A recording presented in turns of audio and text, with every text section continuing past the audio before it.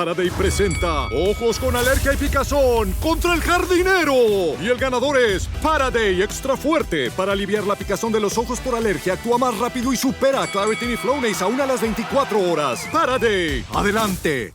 Started as a kid with a team to believe in. Every win and loss left my heart still beating. Year after year through the rain and the sun, learning that faith is what makes us strong. The kick is up, and the kick is good afternoon, and welcome back to the Superfan Diaries. I'm your host, J.R. Green, recording from our studios on Broadway in downtown Nash, Vegas, bringing you the biggest sports, the biggest moments, and the biggest fans, celebrating passionate sports figures and their unique stories. Yes, legends. Be sure to subscribe, leave a review, and share your own game day traditions or stories online. Today, we have a very special guest. He didn't just sit in the stands. He sat at the tables where deals were made. He didn't just watch legends. In sports and music, he represented them. We're talking about a man whose life sits at the intersection of sports, music, law, and legacy. From a farm in Burns, Tennessee, to the Motown heartbeat of Detroit Rock City, now living in Grosse Pointe, to representing icons like Pete Rose, Conway Twitty, the Oak Ridge Boys, yes, Elvira, bop, mau, mau, Ronnie Milsap, and Garth Brooks. This is a story about discipline, resilience, loss, success, and what it really means to stay in the game. He walked with legends, he fought for them, and through it all, he stayed a fan at heart. So today, we're not just talking about fandom. We're talking about what it looks like when your love of the game evolves into a life built around greatness. Ladies and gentlemen, please welcome one of the most well-known entertainment attorneys in history, Gary Spicer! Gary, how are you doing today? I'm doing fine. That's quite a opening. Well, I like to give everybody a nice, fun opening. Gets them in a good mood before we get the show going. Okay, you go right ahead. Awesome. Well, it's great to have you here. Well, let's go all the way back to Burns, Tennessee. Farm life. What did young Gary Spicer's world look like back then? Well, I was one by myself. We grew up a 1 acre land. That was our farm, my father and I and mother. We lived there for probably 6 or 7 years and moved to Detroit. And I have been going to both of them all my life. But I haven't been to Burns, Tennessee since I sold my farm. I had a beautiful farm there, and I didn't want to sell it, but at 84 years old, you can't really take care of everything. I understand. Well, we're very fortunate to have you so far already for 84 years. And I have to say, before we were doing a little green room prep, we found out that Gary and I may be cousins because my wife's family is also from the Burns area. So we definitely found that in common, which is pretty cool. All right. So your family, Gary, you were started there in Tennessee. You then moved to Detroit, but your father worked for the Ford company, which was such a big deal back then. That's a huge cultural shift. How did that feel going from country roots to Motown city life? Well, he was the first one to work at Ford's, and he got jobs for all of his brothers. They all moved to Detroit, and everybody lived up here and died up here. It's been a interesting story. Burns, Tennessee, and Detroit, Michigan is quite a contrast. Yes, well, that's actually my next question, which is if you think about call it a Nashville country influence, and then Detroit sports and music culture, which one hit your soul first? Well, let's see. My soul first would be in Detroit, I guess, up here. And I would practice law. When I had this stroke 3 or 4 years ago, I have cut back on my law practices, and I don't go down to Tennessee as much. And I sold my farm, as I said, and it is a sad day when I sold my farm. I loved it, and I always go down there all the time when I was working with the greatest music people you would ever meet. And Ronnie Milsap was my first client, and Conway Twitty was my second client, and the Oak Ridge Boys were my third clients. And the Oak Ridge Boys, the three, they're still alive. Joe died a couple of years ago. But it's just a contrast of two great cities. Yep. And I'm lucky enough to play them both. Well, we're definitely going to be talking more about those amazing artists that you just casually mentioned in terms of having the opportunity to represent some legends. But I want to jump back to a little bit on the athletic side, the athlete side. So you were an athlete yourself, baseball, racquetball. What did sports mean to you growing up? Baseball, squash, actually. Okay. I thought squash was a vegetable until I was about 30, but I started playing. I did too, by the way. Do you play now? I did when I lived in New York City. I played, I'd never heard of squash either, Gary. So, I mean, I came from Tennessee, Knoxville. And then when I was in New York City working for the Revlon company, the building I lived in, no, call it coincidence, but it was called the Vanderbilt building there at 40th and 2nd. And they had a squash court inside the building. And so I had never played in my life, but I fell in love with it. I tried to play 3 times a week. I mean, I just really had a good time, and it was easy because it was in my building. Wow. 3 times a week. You must have liked it. I love playing squash. I started learning to play when I was 35 years old, and I played up until I was about 60. But oh, wow. It's a great sport and a good exercise. And it's, it was, I played in tournaments in various places, and we had a real good time. Oh, that's awesome. Well, if you think about it, obviously being that athlete and turning to it, was there a moment, a game, a player, a sound on the radio that made you realize sports was going to be a part of your life forever? And we're going to be jumping into some of the individuals you represented on the athletic side of things, which made you a legend. But was there one moment, a particular game or a player that really moved you into knowing sports is going to be a part of your life? Probably, I can't think of any one person that I started out with. There's been a lot of people that I worked with over the years, but I started with Ronnie Milsap, and with Ronnie was the very, very first guy that I worked with, and I really liked him very much. Conway Twitty was a ball player. He was almost good enough to play for professional baseball. Really? Yeah. Really?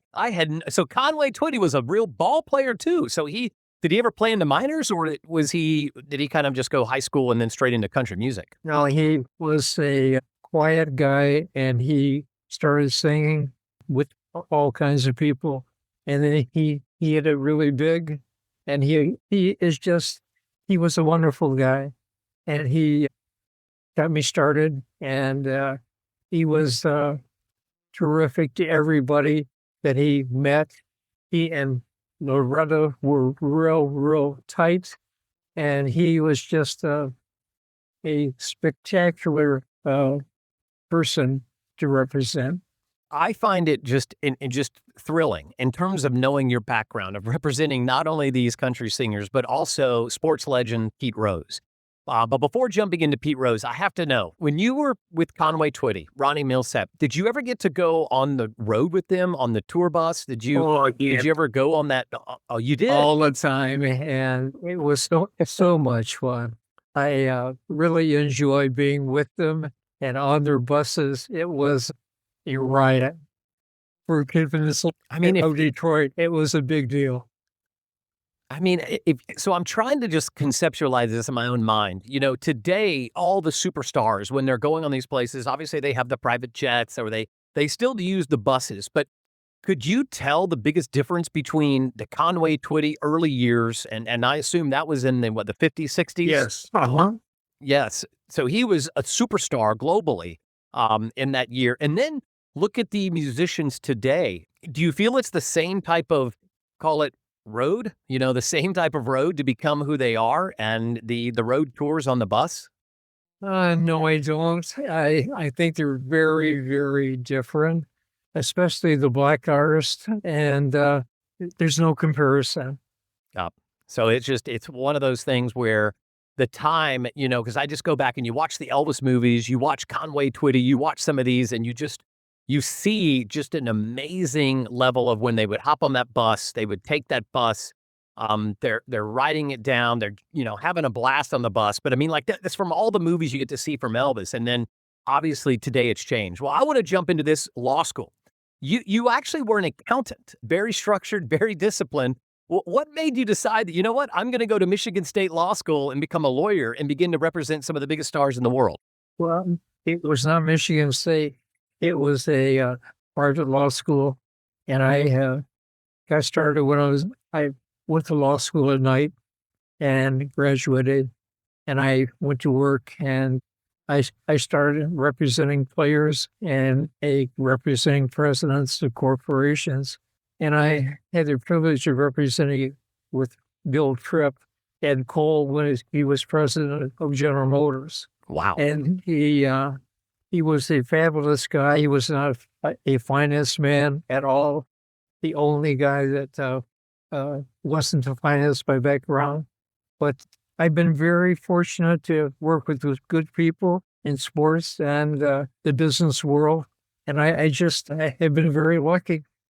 And I'm very thankful. Well, if you jump back to that moment, Gary, when Ronnie Milsap, who became your very first, it sounds like that was your very first client, the one that broke you into the industry. What was the very first moment of, wow, I'm in this world now, that happened when Ronnie Milsap signed you as his attorney? I couldn't believe that I was in that world.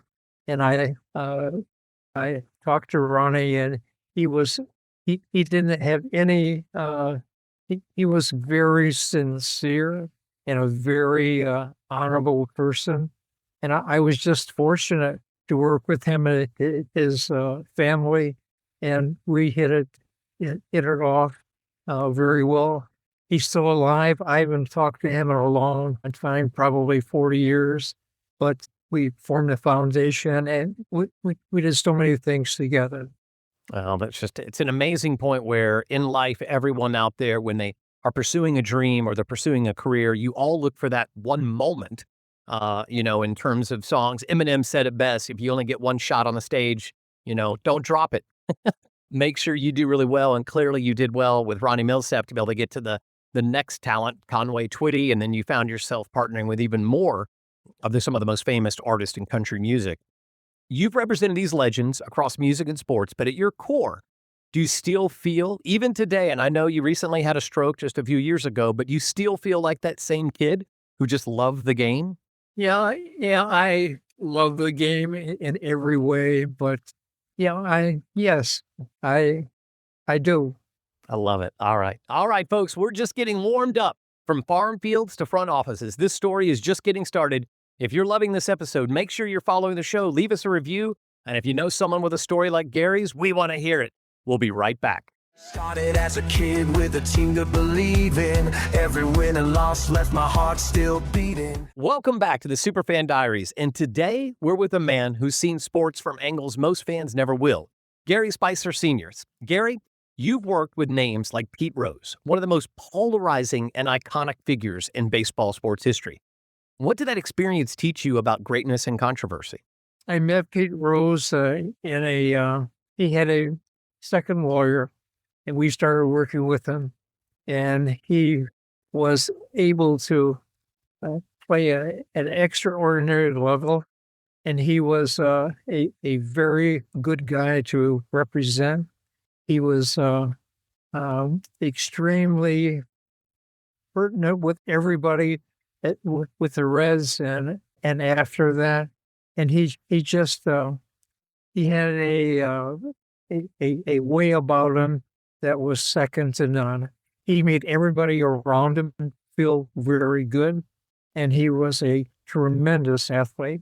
I mean, he was better than anybody that I ever seen at his age, and he was just a fabulous guy. Well, and then I know just recently, within the past couple of years, I believe you were beginning to work on a case to really help Pete Rose be reinstated back into Major League so that he could receive. Will he ever be brought into the Hall of Fame, do you think? I think he will be. I haven't represented him in a long time, but it doesn't make sense to keep him out. I mean, there are other people who have been far more difficult to work with than he was. And yep, I would feel much better if the league will put him in right now. And I think someday he'll be allowed to be a member of the Hall of Fame. And I assume, as you represented Pete, I mean, I have a feeling you went to a lot of Cincinnati Red games. Am I correct? Well, yes, I did, because we're baseball fans, but we would work after the game, and sometimes in 2 and 3 o'clock in the morning. And he had a lot of people that were after him, but he was a fabulous guy. Well, I can only imagine. Do you have for everybody listening that's a huge Cincinnati Reds fan, Pete Rose, do you have one play or one moment that you saw live with Pete Rose right there on the diamond that you remember that you could share with everyone that just sparked you? Not really. There were so many of them. There's so many. He was an absolutely great ball player, and he led the team. The whole team was good. The whole Cincinnati Reds were a fabulous ball team. Well, I've still got a baseball that my dad got me because Pete Rose, he was at his, call it his peak as I was growing up. So everyone was a Pete Rose fan, and it made it quite easy for me to kind of follow him. My dad, I remember getting me a baseball.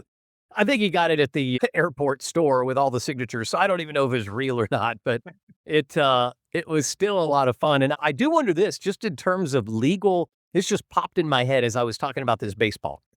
Gary, you're the attorney. You represent, Pete Rose. What goes into represent? I assume you're the one managing, like an agent, his contract with the Cincinnati Reds. What about like merchandise? So like when I'm buying a baseball that has Pete Rose autograph, did you get a small percentage of a cut because No, that baseball sold as the attorney? No, okay. I didn't.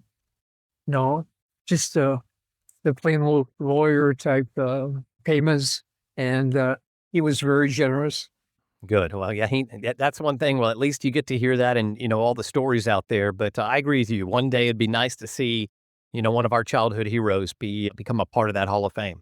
Well, I've got another question for you. You've also, as we talked earlier, represented Conway Twitty, who everybody listening to the show has heard of, the Oak Ridge Boys with the song Elvira. You worked also alongside Garth Brooks. So, I mean, you basically have been a part of country music royalty. Do you see similarities between the diehard sports fans and diehard music fans? Oh, yes. They are all. Oh, okay. I mean, they have Pam Lewis and I worked together with Garth. It was about 5 or 6 years, and he was so dedicated, and he was so focused, and he was really a fascinating person to be around.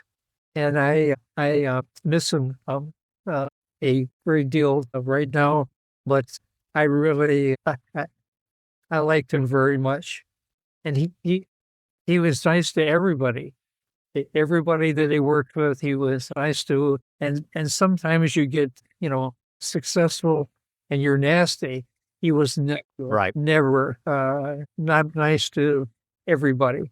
And I think, Gary, that's as listeners and thinking about it, super fans of talent on the music side and the athletic side, we've actually never had a guest. You're our first one that's really been what I'll call at the highest pinnacle of representing both sides. And you just mentioned there when I ask you, in terms of do you find similarities? Well, also outside of just fans, like if you pulled out Conway Twitty, what would you say were some similarities, so to speak, between Conway Twitty and Pete Rose? Well, Pete Rose or Garth or any of. Or Garth Brooks, yeah, any of these super, what I'll call accelerated, successful musicians and athletes. They were very dedicated to they were extremely narrow in scope, and they were constantly getting the effort to be better, and they were always working, and they were just really good people to be around. And I'm glad I was able to know both of them. Oh, that's incredible. Well, listen, on the flip side of you being, a very successful attorney, you helped recover money, I believe, owed to legends like Martha Reeves and Motowns. That's not just legal work, that's legacy work. Do you feel the weight of protecting history when you're in those moments of having to represent, or back in the day when you're practicing, representing these artists? Well, I'm still practicing. Oh, right. Good to hear. Thank goodness. We need that mind working. But mention a very, very nice person who is still alive in Martha. And she was fabulous. She is, I haven't seen her in a couple of years, but she was able to sing when she was, I don't know, 19, 20 years old. And when they hit it so big that she was the responsible for the success of many people who Right. didn't think that you could come from where she came from and could make it. But she showed them all. And she was unbelievably successful. And it was not expected by anybody, but she fooled them all.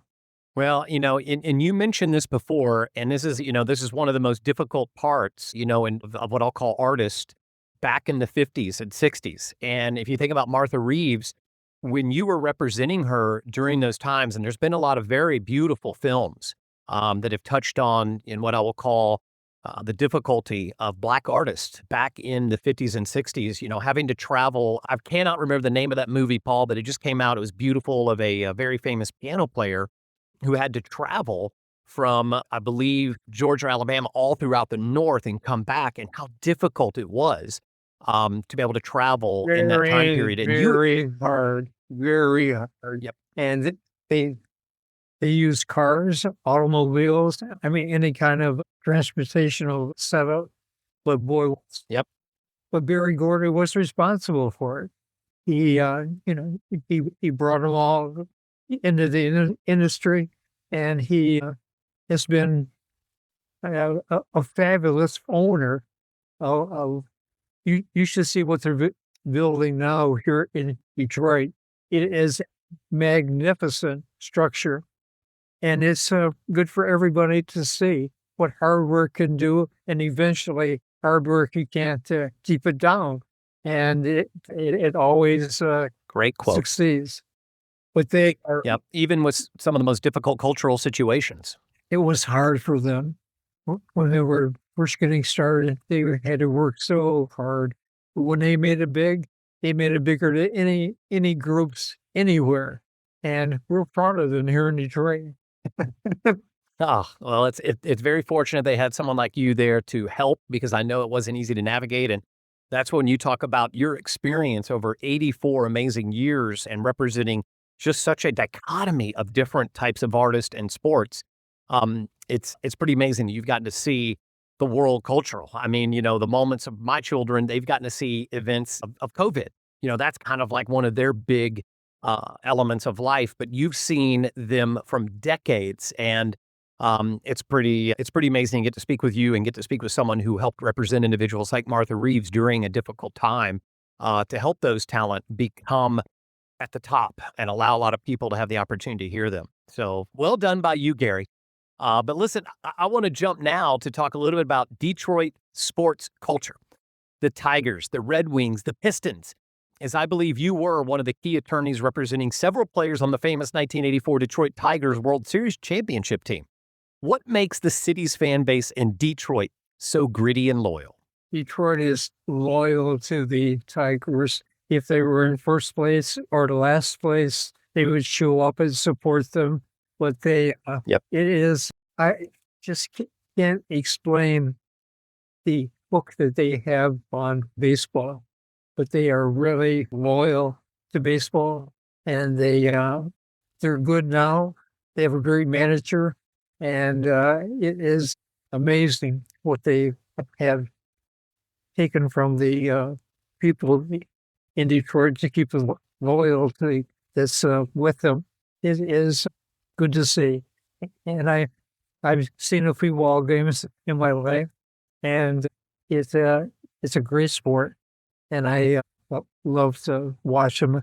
I'll watch them tonight at 7:30, and it is fun.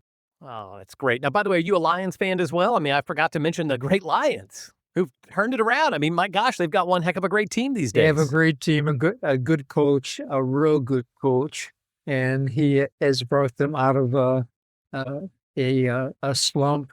We're going to be good this year, real good, I think. It I love it. draft. The guys had a good draft, and it's going to pay off. Oh, I look forward to seeing. By the way, I know I'm just going right back to the earlier topic we were discussing, but I did find the name.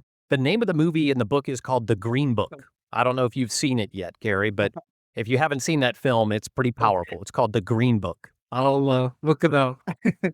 Take a look. Take a look. It's really good. All right. Well, listen, I want to go a little bit more sensitive because you have a lot of information and I think just lessons for so many of us listening. You've had success, but you've also had real life adversity, losing a son, facing health challenges with the stroke.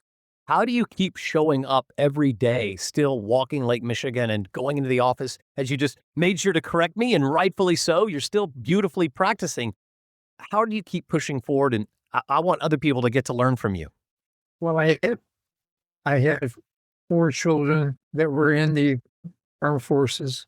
They're all Marines, and there was just something about doing the right thing all the time. It pays off, and I am a follower of that. My children were really good kids. The oldest one died when he was early, and the 5 that are surviving are still alive and doing very, very well. I'm proud of them, and it's a good thing to have a lot of kids and be able to afford to send them all to college, because that is a full-time job, but it is worth it, and they have done very well. But having 4 Marines was really a worrisome thing, and 3 officers and did a good job for the country. My goodness. Well, Gary, by the way, I know you also served, and thank you for your service to this country as well as your children. You're welcome. Okay. Thank you. There's something powerful, by the way, when you jump back into routine, in terms about keep going. Even the Marines can, teach you this. Would you say sports mindset and endurance helped play a role in that as well for you? Definitely. If it works, keep doing it, and as long as you can. That's a great message, by the way, just right to the point. If it's working and you can keep doing it, you need to keep doing it as long as you can. All right, now you wrote the book, jumping to your book, Surviving Success. That's a title that says a lot. What does that phrase mean to you? Well, when you make money for the first time, you have to have somebody who doesn't take it all from you. And it is, I don't know, it's hard to explain, but it's worth it. You just have to keep working at it and don't give up.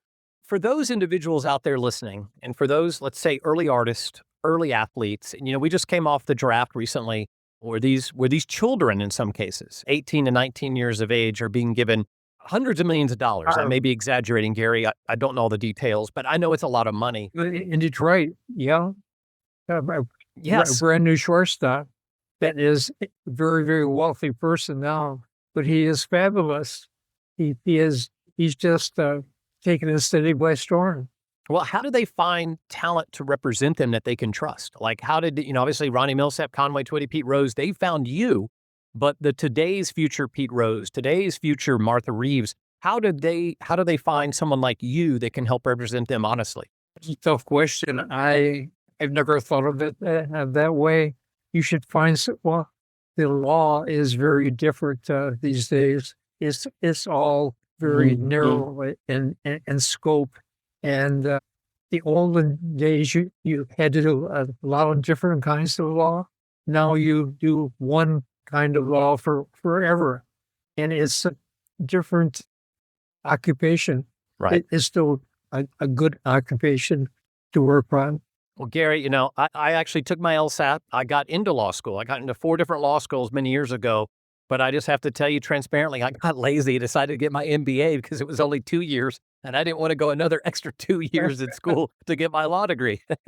I did that.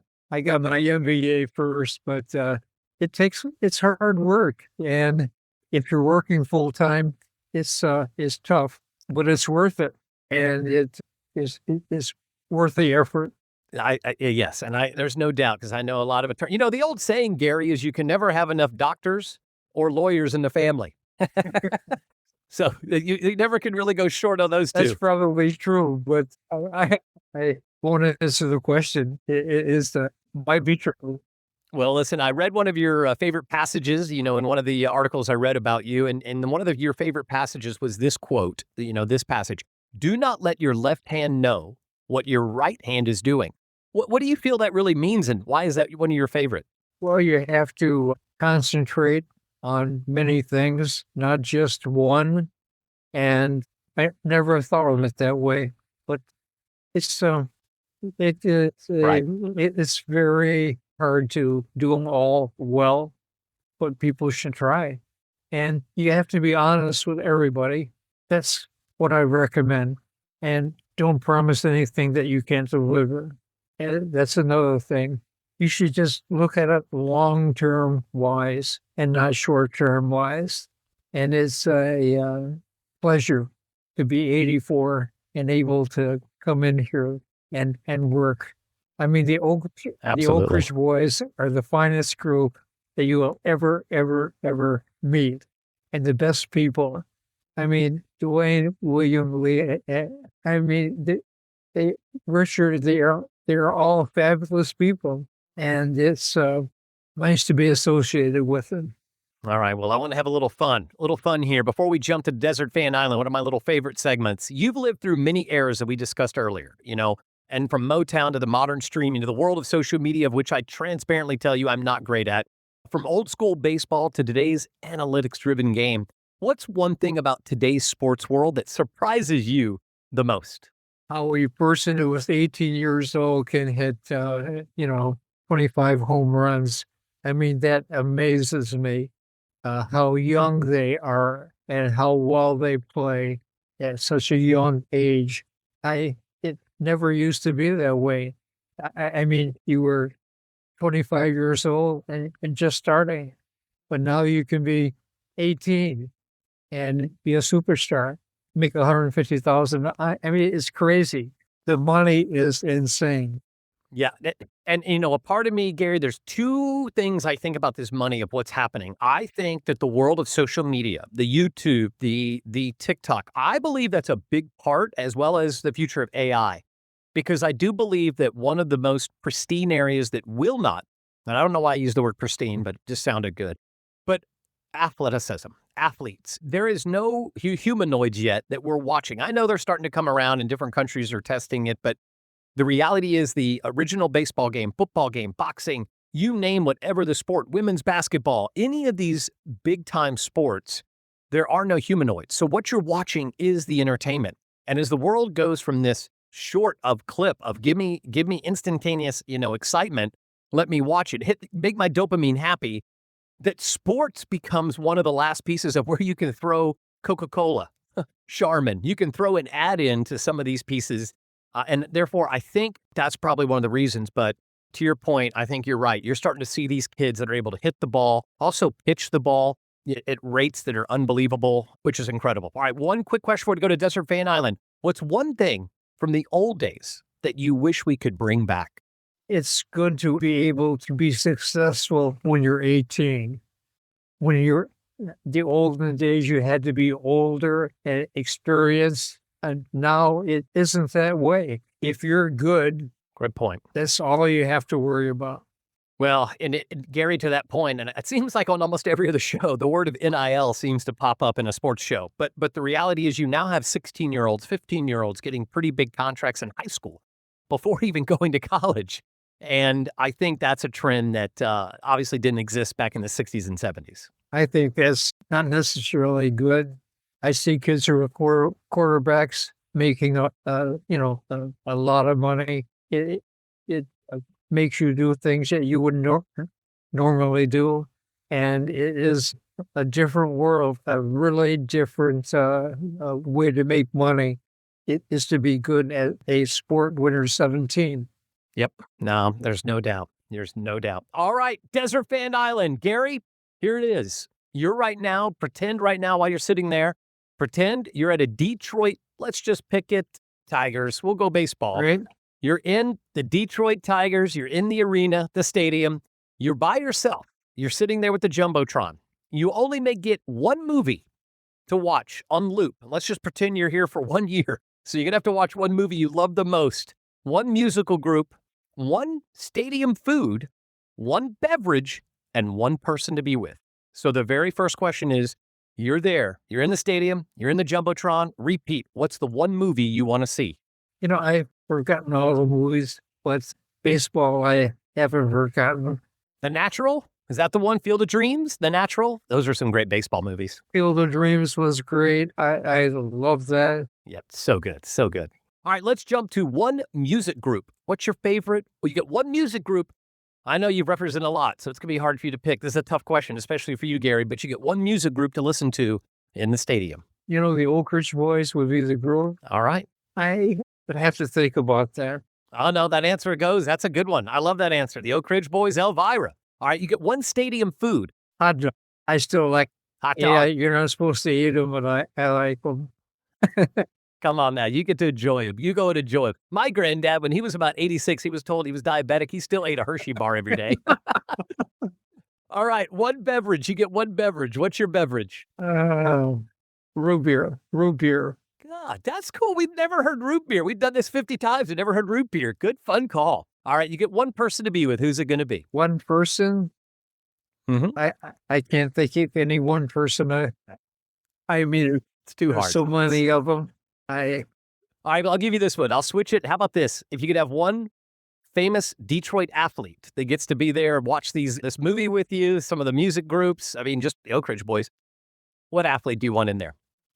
Well, the Oak Ridge Boys love baseball. They're crazy about baseball.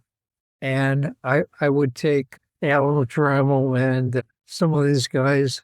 Alan Trammell's a great one. He's a Kirk Gibson, too. You want to take Kirk Gibson, too? Alan Trammell and Kirk Gibson? Yeah, Gibson is a great client of mine, and so is Alan. And they are fabulous people. What they have done for certain diseases is unbelievable. And they are fabulous people. Fabulous people. I love it. I love it. All right, we're going to go to the final ad break. We're heading into the fourth quarter. Stretch out, grab some water, and don't go anywhere. The buzzer beater is coming up next. Started as a kid with a team to believe in. Every win and loss left my heart still beating. Welcome back to the Superfan Diaries, and it's time for the overtime buzzer beater with Gary. All right. Quick answers, no hesitation. You just got to go with what you love. Biggest legal case you have ever won? Yes, I ever won. I was... You've won a lot of legal cases. You got to be one that you remember. Remember a lot of them. I just... I can't think of just one. I can think of 8 or 9, but it's a great feeling to be victorious. And I have been blessed to have won a few. And it's... I can't name one. That's all right. We've already talked about some of them already out there, which are, you've won, like Martha Reeves. I know you had a big case with her, so that was a big one. I absolutely adore her too. She's 84. Oh my gosh, same age. I love it. Still alive. Uh-huh. Oh my gosh. All right, next question. Most underrated Detroit sports legend. Yeah. Sorry, Gary, I'm giving you tough questions today. Hard questions to answer. I can think of 7 or 8 of them, but I wouldn't want to say just one. I know. It's tough because, Gary, you have so many. I mean, we're talking to a legend here that has been to hundreds and hundreds of these athletic games. So you've seen them. I'll tell you, what was great was Don Baylor. I mean, Don Baylor was my favorite, all-time great manager. But if you were in a room and you were the only white person and you said something that everybody disagreed, he might agree with me. And everybody would shut up. And he was a spectacular man in every way. And I miss him tremendously. I love it. I love it. Thank you for sharing that. All right. Favorite stadium or arena experience you ever had? I think you've been to all of them. Well, New York Yankees with Ernie. Okay, yeah. With Ernie Harwell. I represented Ernie Harwell for 37 years, and he passed away. He was 90, but he was a great broadcaster. I mean, nobody ever said a bad word about Ernie Harwell. He was spectacular, and he was a good father, too, to his children. He was a great man. I miss him, too. Oh, well, going into that next one piece of advice you'd give a young athlete who's about to encounter professionalism today. One piece of advice you'd give. Never give up. The Detroit Tiger first baseman was in a slump, and he kept working hard, and he had 5 home runs in 5 days, and just never give up. All right. One piece of advice you'd give a young musician. So if we start back to the Ronnie Milsap days, we switch from the athlete on first base. Let's go back to singing. One piece of advice you'd give a young musician today. Don't be discouraged. If it takes 1 year, 5 years, 10 years, keep it up. It's hard, but you're right. Keep it up. Last question. One piece of advice you'd give yourself when you were 18 years old. Live to be 100. Gary, that is awesome. From the farm fields of Tennessee to the factories of Detroit, to the front lines of sports and music history, Gary Spicer's story is a reminder that fandom doesn't always wear face paint. Sometimes it wears a suit and tie. Sometimes it sits across the table from greatness. And sometimes it carries the weight of legacy, loss, and perseverance all at once. Gary didn't just witness history. He helped protect it. He didn't just love the game. He lived it from the inside out. Gary, thank you for sharing your story, your wisdom, and your journey with us today. This is the Superfan Diaries, and I'm J.R. Green. Be sure to follow the show, leave a review, and share this episode with someone who needs a little reminder of what resilience really looks like. As he just said, never give up. And remember, if you make one person smile, you've had a great day. Make them laugh, even better. Thanks for listening, and goodbye. We are one more.